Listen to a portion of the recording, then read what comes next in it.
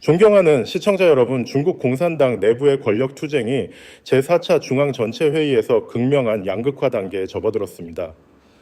시진핑, 후진타오, 원자바오, 장유샤 이 4명의 핵심 인물은 각기 다른 갈등의 방향을 대표하며 더 이상 타협의 원칙을 지키지 않고 정면으로 충돌했습니다.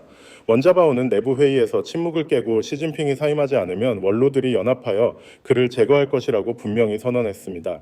이 선언은 조직적 회의를 정치적 생존을 건 싸움으로 바꿔놓았습니다. 후진타오, 장유샤, 시진핑은 더 이상 물러설 수 없는 입장을 확고히 했습니다. 후진타오는 당을 지키기 위해 개혁을 희생할 준비가 되어 있습니다. 장유샤는 숙청당하기 전에 선제 공격을 선택했고, 시진핑은 당 전체를 고립시키고 중국을 위기의 벼랑으로 몰아넣으면서도 권력을 유지하려 합니다. 권력의 균형은 어느 한쪽으로 기울지 않습니다. 행정 체계는 중립을 유지하고 군대는 분열되었으며 지방 당위원회는 명령을 기다리며 침묵하고 있습니다.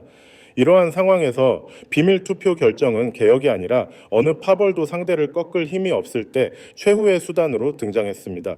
투표는 무기가 되었고 각 간부와 대표는 부패한 체제를 계속 지지할지 아니면 위험 가득한 변화를 선택할지 결정해야 합니다. 당내 내세력 존경하는 시청자 여러분, 현재 중국 공산당 내부의 위기는 더 이상 노선 논쟁이 아닙니다. 이는 최고위층에서 벌어지는 생존을 건 권력 투쟁입니다. 누구도 서로를 신뢰하지 않고 어느 파벌도 전체를 장악할 능력이 없습니다. 시진핑, 후진타오, 원자바오, 장유샤 이 4명은 각기 다른 기반과 정치적 본능 두려움을 지니고 있지만 그들 모두 스스로 벗어날 수 없는 소용돌이에 휘말렸습니다. 시진핑은 위기의 중심입니다. 10년 이상 권력을 집중하며 당내 상호 견제 체제를 파괴하고 후계 원칙을 버리고 군대를 억압하며 언론과 사법을 통제했습니다. 그는 시스템 전체를 자신을 중심으로 한 거대한 껍데기로 만들었습니다. 하지만 그 모델은 역효과를 내고 있습니다. 지난 10년간 공포로 통제했던 것들이 이제 그가 통제할 수 없는 공포로 돌아왔습니다.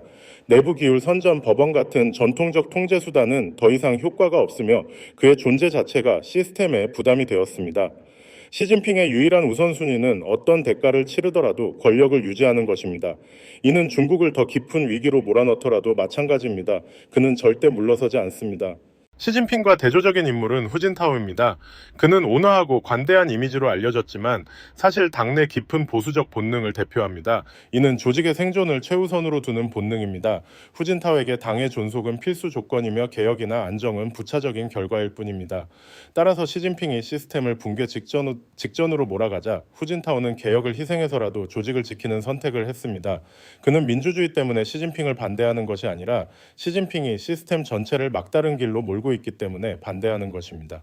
가장 충격적인 목소리는 원자바오에게서 나왔습니다.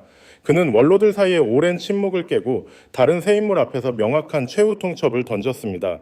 시진핑이 원로들을 모두 제거하려 한다면 그들은 연합하여 그를 끌어내리겠다고 했습니다. 이는 도덕적 선언이나 모호한 경고가 아니라 정확한 시점과 대상에 맞춘 권력의 언어였습니다. 원자바오에게 개혁과 개방의 존속은 더 이상 노선 문제가 아니라 원로들이 견딜 수 있는 최후의 선입니다. 시진핑이 그 선을 넘으면 집단적 반항 외에는 선택지가 없습니다. 마지막으로 장유샤는 군 출신으로 체제 내 생존의 법칙을 누구보다 잘 이해합니다.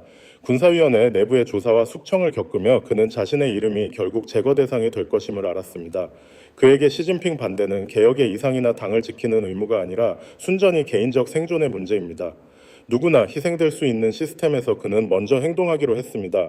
그는 후진타오의 묵인 속에서 조직이 비밀 투표로 갈등을 해결하도록 압박하는 전략을 펼쳤습니다. 문제는 4명 중 누구도 나머지 3명을 제압할 힘이 없다는 점입니다. 시진핑은 군대가 분열된 상황에서 장유샤를 억누를 수 없습니다. 후진타오는 시진핑을 설득할 수 없습니다.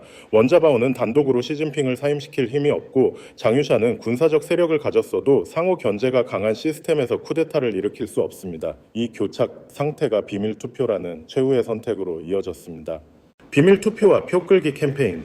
어느 파벌도 공개적으로 행동하거나 숙청이나 당 기율로 상대를 제거할 힘이 없자 내부 비밀 투표는 피할 수 없는 선택이 되었습니다. 하지만 이 투표의 본질은 과거 대회에서의 집단적 의사표명과 다릅니다. 시진핑에게 이는 그의 정치적 경력에 대한 직접적 위협입니다. 그의 경력은 1인 지배라는 기반 위에 세워졌으며 질문을 받지 않고 경쟁이 없는 위치였습니다. 그는 다른 이들이 통제 없이 선택할 수 있는 권력 경쟁에 들어가 본 적이 없습니다. 하지만 이번에는 모든 투표가 비밀로 진행되며 각 간부는 누구도 그들의 선택을 알 수 없는 상황에서 국가의 판도를 바꿀 결정을 내릴 권한을 가졌습니다. 이는 절대적 여론 장악에 익숙한 지도자에게 진정한 악몽입니다. 이 상황은 시진핑에게 즉각적인 행동을 강요했습니다. 한 달도 안 되어 본격적인 표 끌기 캠페인이 시작되었습니다. 그의 최측근인 리창 허리펑 육거중은 경제조사나 포럼기업 회의라는 명목으로 지방에 급파되었지만 실제로는 지방당위원회와 중급 간부 결정적 표를 쥔 인물들을 접촉하고 압박하거나 끌어들이기 위한 것이었습니다. 리창은 6월 16일부터 18일까지 장쑤성을 방문했으며 겉으로는 팬데믹 이후 생산 회복을 점검하는 것이었지만 첫 방문지는 신창싱 성당석이었습니다. 그는 과거 령지와 즉 후진타오 계파와 연관된 인물입니다. 신창싱은 현재 장쑤성에 있지만 이력과 관점에서 시진핑의 사람이 아닙니다. 장쑤성은 표가 많은 성 중 하나로 신창신기 시진핑 편의 서면 화동 지역의 표가 도미노처럼 움직일 수 있습니다. 리창은 명령조의 어조를 피하고 안정과 성장을 강조하며 중앙 지도부를 지지하는 것이 자신을 지키는 것이라는 메시지를 전달했습니다. 이는 중급 간부들이 잘못된 선택의 정치적 후과를 깨닫게 할 만큼 강력한 메시지였습니다. 동시에 허리펑은 칭다오로 갔습니다. 이 도시는 정치적 역할은 크지 않지만 장점인과 단파의 옛 근거지입니다. 6월 19일 다국적 기업 포럼에서 그는 기술 관료처럼 연설했지만 뒤에서는 대학 지도자, 국영기업관리위원회, 비서들과 비공개 회의를 가졌습니다. 이들은 두드러지지 않지만 조직 내 중요한 표를 쥔 인물들입니다. 분위기는 시끄럽지 않고 구호도 없었지만 술자리에서 충성을 안정과 맞바꾸는 중국 정치 문화 특유의 약속이 오갔습니다. 가장 주목할 만한 것은 류거중의 움직임입니다. 그는 다른 두 사람과 달리 더 급하게 명확한 목표를 가지고 움직였습니다. 사흘 만에 산시 간수 닝샤 세 곳을 연속 방문했습니다. 이 세 성은 표 규모는 크지 않지만 전략적 가치가 있습니다. 산시는 영지화의 옛 터로 후진타오 계파에 보내는 암묵적 경고입니다.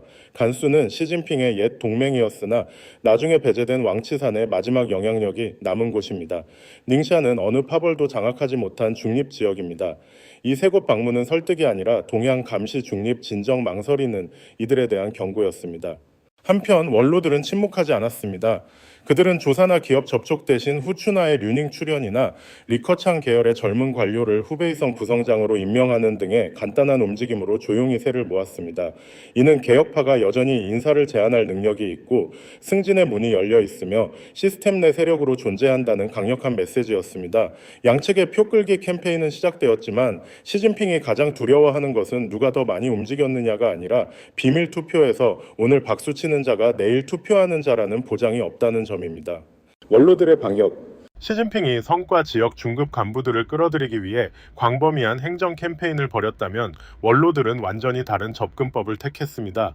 통제된 심리 상태를 깨고 침묵하는 시스템을 깨우는 것이었습니다.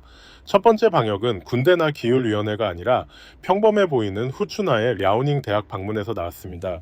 표면적으로는 전국 정협 부주석의 일상적인 공무였지만 조직 방식과 방문지 선택은 정치적 계산을 드러냅니다.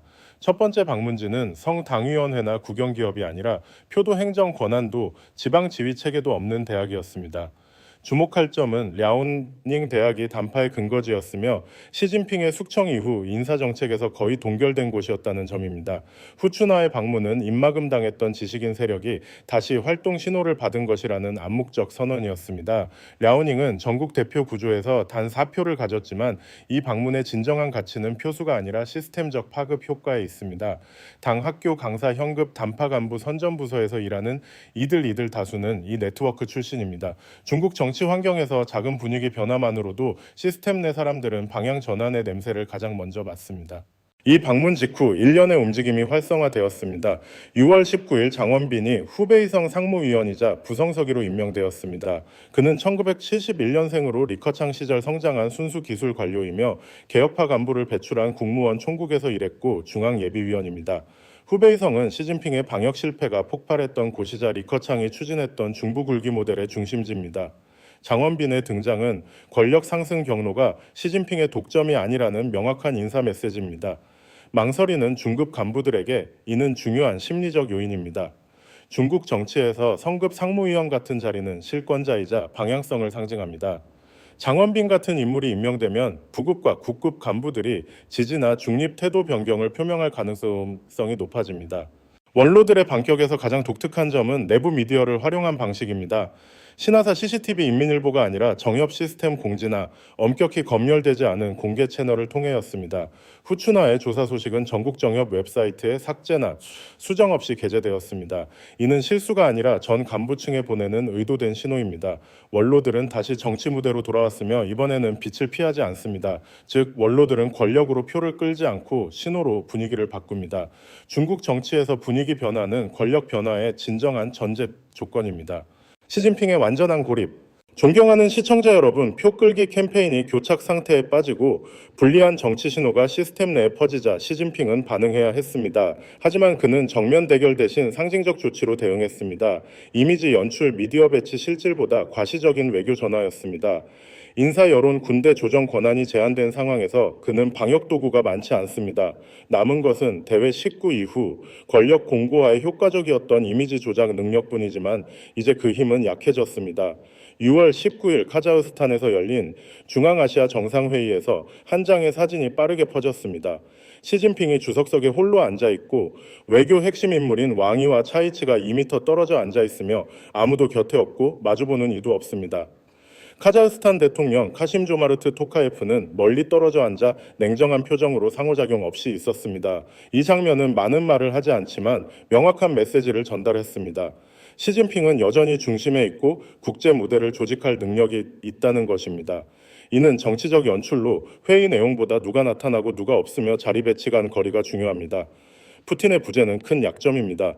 중국이 지역적 역할을 재확인하려던 회의에서 러시아의 불참은 시진핑이 전통적 동맹을 이미지 공고화에 동원할 수 없음을 보여줍니다. 이는 그를 미국이라는 다른 이미지 파트너로 눈을 돌리게 했습니다. 같은 날 베이징 대외사무소는 시진핑과 블라디미르 푸틴 러시아 대통령 간 전화 통화 내용을 공개했습니다. 문서상으로는 중동 평화, 국제 책임 충돌 종식을 논의했지만 관찰자들에게 이는 세대상에게 보여주기 위한 통화였습니다. 첫째, 미국과 유럽 여론에 중립적이고 이란 이스라엘 충돌에 관여하지 않는다는 입장을 유지하기 위함입니다. 둘째, 중국 정치국에 그가 여전히 고위급 외교를 조율할 능력이 있음을 증명하기 위함입니다. 셋째, 동요안은 중급 간부들에게 그가 국제 대화 채널을 가진 유일한 인물임을 믿게 하기 위함입니다. 시진핑이 예상치 못한 것은 러시아의 반응이었습니다. 상트페테르부르크 기자회견에서 모스크바가 이스라엘과 미국의 지원으로 하메네이 최고 지도자가 암살되면 이란을 보호할 것이냐는 질문에 메드베데프는 짧고 냉정하게 답했습니다. 이 시나리오에 대해 의견이 없다. 러시아와 이란의 협정은 경제적이며 국방은 포함하지 않는다. 이는 전략적 거부이자 차가운 배신으로 중러가 반서방 지정학적 연합이라는 가정을 끊어냈습니다. 이 사건은 시진핑이 내부 대결에서 자신을 보호할 외부 연합에 대한 희망을 끝냈습니다. 이란의 폭격에도 러시아는 침묵했고 서아시아에 레이더와 방공 시스템 네트워크를 제공한 베이징은 실질적 개입 없이 있었습니다. 중국 제공 방공 시스템은 전쟁 첫 주에 완전히 붕괴되었습니다. 통신망은 억제되고 화웨이 레이더는 뚫렸으며 홍치 미사일은 고속 공격에 대응하지 못했습니다. 이 실패는 중국의 국방 기술 신뢰도를 무너뜨렸고 더 심각하게는 중국 내부 군사계에 역효과를 낳았습니다. 군대는 더 이상 시진핑이 구축한 것에 생존을 걸지 않습니다. 내부 소식통에 따르면 이 사건들 후 시진핑은 심리적 불안 증세를 보였습니다. 비공개 회의에서 그는 좌석 배치를 계속 바꾸고 이동 경로를 재검토하며 전신 사진을 언론에 공개하지 말라고 지시했습니다. 최측근 고문들의 접근은 제한되었고 지방과의 만남은 최소화되었습니다. 같은 시기 중앙군사위원회는 새로운 인사결정을 발표하지 않았습니다. 이는 위기 시 국방 시스템이 선전 안정도구로 사용되던 관행과 달랐습니다. 시진핑은 조율 능력을 잃고 있습니다. 방역은 이미지 미디어 비밀 이동에만 의존합니다. 그는 전성기처럼 공안을 이용해 사람을 잡지 않고 대회 19 이후처럼 군대를 숙청하지 않으며 2022년처럼 노선 선언을 할 여지도 없습니다. 최근 행동은 그가 여전히 권력을 쥐고 있다는 착각을 유지하려는 데 초점이 맞춰져 있습니다. 하지만 실질적 권력은 빠져나가고 있습니다. 지방 시스템은 반응하지 않고 중급 간부들은 결과를 기다리는 모드로 전환했으며 조사 방문은 내부 심리 정보를 얻는 형식적 활동일 뿐 실질적 통치는 없습니다. 지도자가 행정이나 군사적 권력 대신 미디어 논리에 반응하기 시작할 때 이는 권력이 손에서 빠져나갔음을 보여주는 가장 명확한 신호입니다. 중국 공산당 시스템에서 모두가 마지막 순간까지 침묵을 지키며 고립은 결코 선언되지 않습니다. 그것은 조용히 느껴질 뿐입니다. 시청자 여러분, 과연 누가 미래를 결정할 것입니까?